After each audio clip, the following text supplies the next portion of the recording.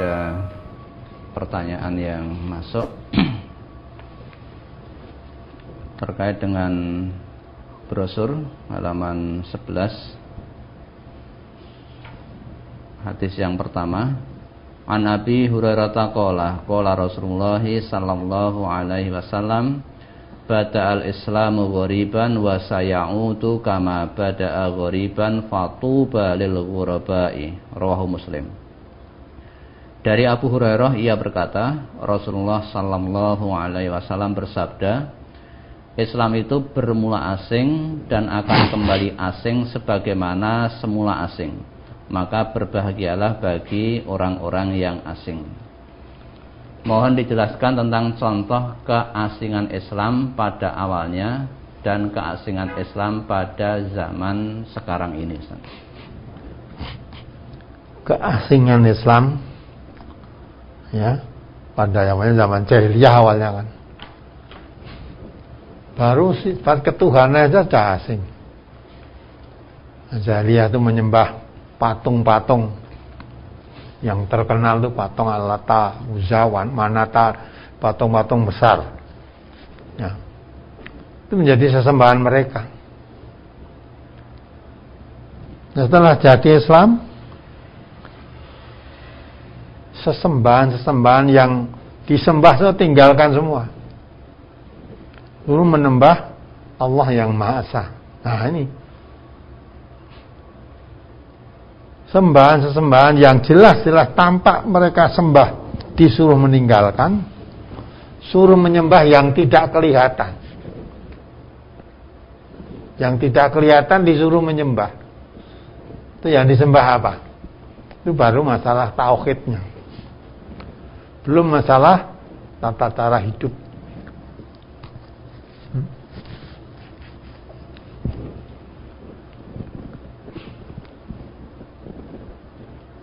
Dulu ketika zaman jahiliyah, orang-orang mengakui kesucian Ka'bah itu. Tapi kalau beribadah, tawaf mengelilingi Ka'bah, ya, dan Ka'bah itu tempat suci, maka tidak boleh pakaian-pakaian yang pernah dipakai untuk berbuat dosa, maka kembali kepada suci. Ketika baru lahir, maka kalau keliling Ka'bah dengan telanjang bulat, laki perempuan sama, kalau telanjang semua. Nah, setelah Islam keliling Ka'bah, tidak boleh begitu.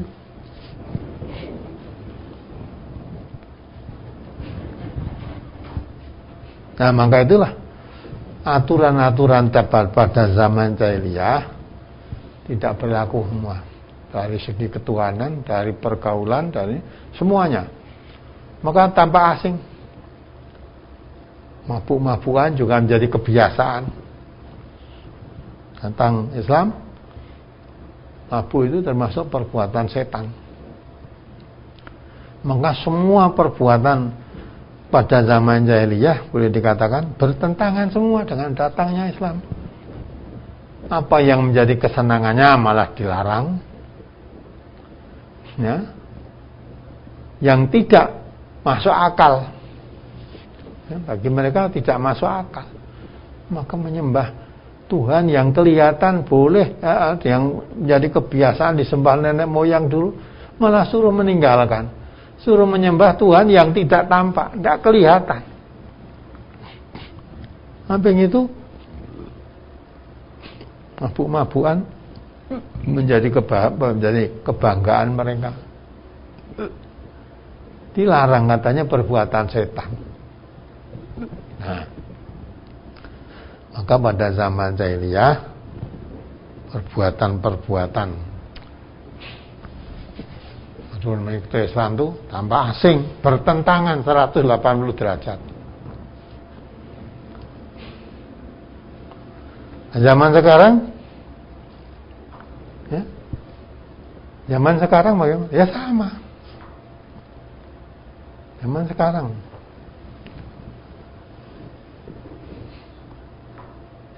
untuk melaksanakan aturan Islam yang benar, sesuai dengan tuntunan Allah dan Rasulnya, itu tanpa asing, karena tidak umum.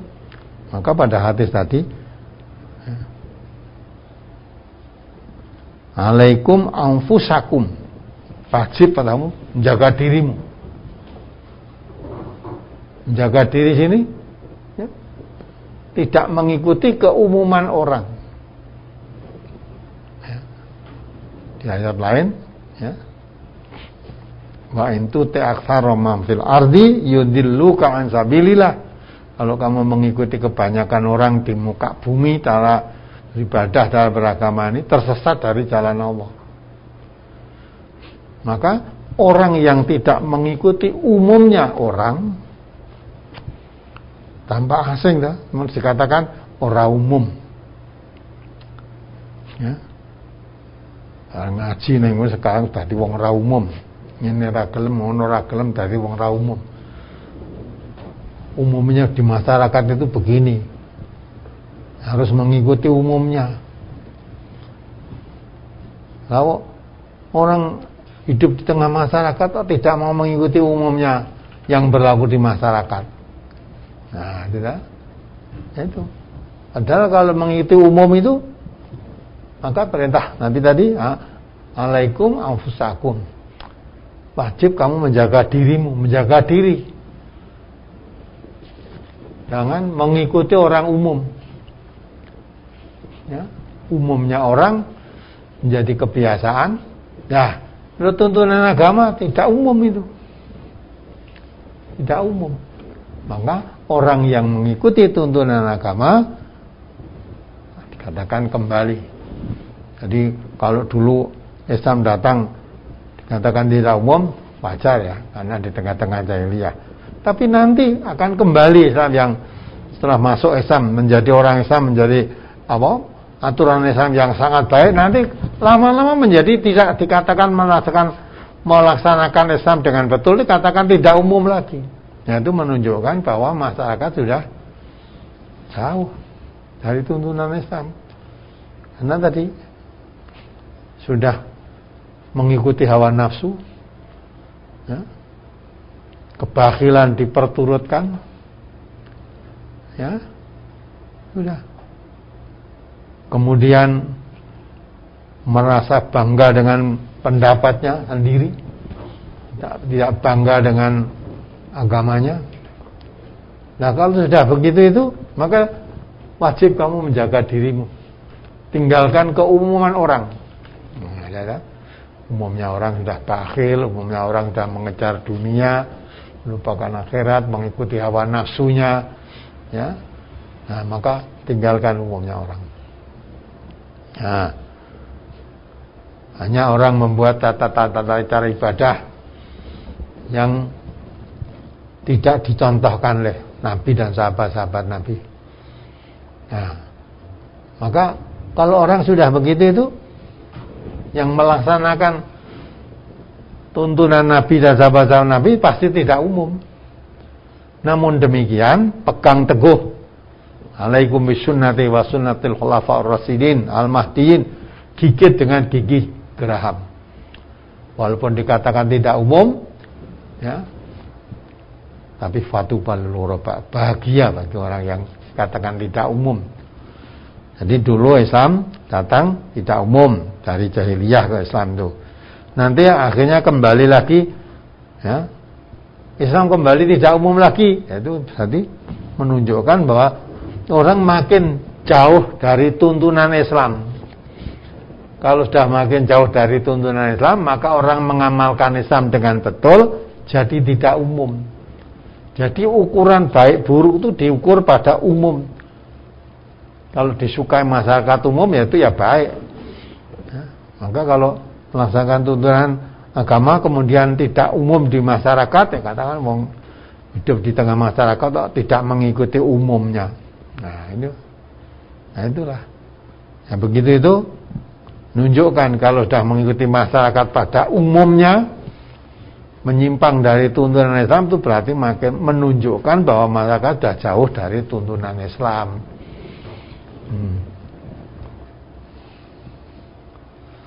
Nah, sudah tahu dari tuntunan Islam.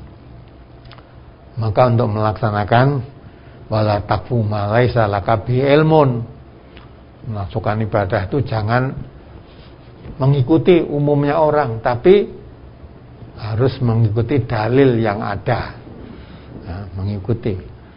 Nah, jangan melakukan perbuatan ibadah yang kamu belum tahu ilmunya. Belum tahu ilmunya, ikut ada orang begini, tak ikut itu aja. Ini merasakan perbuatan ibadah, ya tampaknya baik, ikut ya, tidak melihat dalilnya. Maka kalau masalah ibadah yang dinamakan dalil tuntunannya ada apa tidak. Nah, yang mudah-mudahan bisa dipahami. Apa lagi? Berikutnya isi dari brosur halaman 6 masuk ke 7. Sayati 'alan nasi zamanun ma yabqa minal qur'ani illa rasmuhu wala minal islami illa ismuhu yatasammawna bihi wa hum ab'atun nasi minhu masajiduhum amiratun wa hiya kharabun minal huda fuqaha uzalika zamani syarru fuqaha'i tahta zillis samai minhum kharajatil fitnatu wa ilaihim ta'udu. Rawahul Hakim. Akan datang pada manusia suatu zaman di mana Al-Quran tinggal tulisannya, Islam tinggal namanya, orang-orang menamakan diri dengannya, yakni dengan Islam, padahal mereka sejauh-jauh manusia darinya. Masjid-masjidnya ramai tetapi kosong atau jauh dari petunjuk. Para fuqaha pada zaman itu adalah seburuk-buruk fuqaha di bawah bayang-bayang langit. Dari mereka keluar fitnah dan kepada mereka fitnah itu kembali. Hadis riwayat Hakim. Pertanyaan yang pertama, apa arti dan maksud dari kalimat Al-Quran tinggal tulisannya, Islam tinggal namanya? Yang kedua, apa arti dari fuqaha itu? Quran tinggal tulisannya, ya Quran itu tinggal tulisannya, sudah tidak diperhatikan isinya lagi. Maka di rumah-rumah kadang-kala kan ditulisi huruf-huruf Al-Quran, digantungi ayat-ayat Quran. Misalnya di tempat tamu, ruang tamu dikasih ayat-ayat kursi, tempat tidur surat Yasin, apa-apalah, pokoknya tulisan-tulisan jadi hiasan. Padahal maksud Rasulullah itu nawiru buyutakum biqiraatil Quran, hiasilah rumahmu dengan bacaan Quran, bukan tulisan. Nah, tulisan-tulisannya ditulis baik dengan kaligrafi apa ditulis dengan jelas itu. Tulisan ayat-ayat Quran ditulis tak di situ. Jarang dibaca, apalagi dipahami artinya. Dipahami apalagi. Nah, tinggal tulisannya saja. Artinya tulisan itu malah dijadikan jimat kan? Tulisan sampai dibuat Qurannya itu yang di almari itu ada 3 lemari jimat, termasuk Al-Quran di dalamnya. Ya. Ada tulisan-tulisan Al-Quran. Bahkan Qurannya dibawa kemana-mana. Ya, tulisannya saja diperkecil, namanya Quran Istanbul, kantongi kemana-mana. Bawa tulisan Quran. Tapi tidak mengerti isinya. Isinya apa enggak ngerti. Ya, tuh. Jadi Quran tinggal tulisannya aja.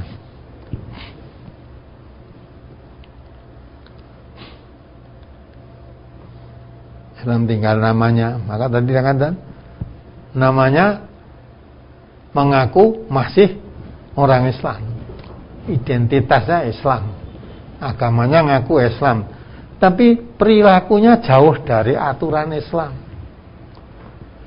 Ya, aturan Islam itu dalam Quran dan Sunnah yang diwariskan oleh Rasulullah. Islam itu Quran dan Sunnah. Taraktu fikum amraini lan tadillu ma masaktum bihima. Taqullah wa sunnatan nabiyih. Tinggalkan padamu dua perkara. Barang siapa berpegang teguh dua perkara, dijamin tidak sesat. Dua perkara itu apa? Kitabullah, maksudnya Al-Quran, wa sunnatan Nabi, sunnah Nabinya. Ya. Nah, Quran tinggal tulisan, tidak dipahami isinya. Ya. Maka masih tidak ngaku dirinya masih Islam, tapi perilakunya jauh dari Quran, jauh dari Sunnah. Nah, fuqaha itu orang ahli hukum agama, orang-orang ahli hukum agama, ahli fikih. Ya. Jadi orang-orang ahli hukum agama satu sama lain saling fitnah memfitnah ulama-ulamanya gitu. Memfitnah. Nah, fitnah itu memfitnah satu ulama, akhirnya fitnah itu kembali pada dirinya. Jadi fitnahnya ada kembali, artinya fitnah memfitnah. Jadi kepada fuqaha ahli hukumnya, para ulamanya sudah saling fitnah memfitnah. Ulama itu warasatul anbiya, kok fitnah memfitnah. Waris para nabi kok fitnah memfitnah, itu gimana? Nah, itu. Walaupun juga mengaku dirinya sebagai orang Islam. Orang Islam memfitnah orang Islam yang lainnya. Al-fitnatu asyaddu minal qatl. Haram hukumnya. Fitnah itu lebih besar, ya, akibatnya daripada pembunuhan. Nah, ini ulama sudah fitnah memfitnah. Ya, bagaimana pengikut-pengikut?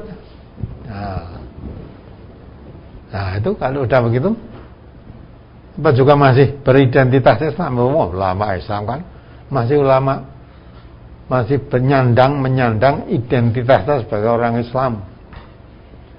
Tapi Quran tinggal tulisannya, tidak dipahami isinya. Ya, tidak dipahami isinya. Kalau memahami isinya, mengamalkan apa yang dari keyakinannya, ya, tidak akan terjadi ulama sama ulama fitnah memfitnah. Waris para nabi kok memfitnah. Waris para nabi, sedang nabi mewariskan Quran dan sunnahnya. Nah, kalau Quran tinggal tulisannya, tidak dipahami isinya, maka itu apa yang artinya? Akunya Islam, hanya Islam tinggal namanya, identitasnya aja Islam, tapi perilakunya jauh dari aturan Islam. Nah, itulah yang dimaksud itu.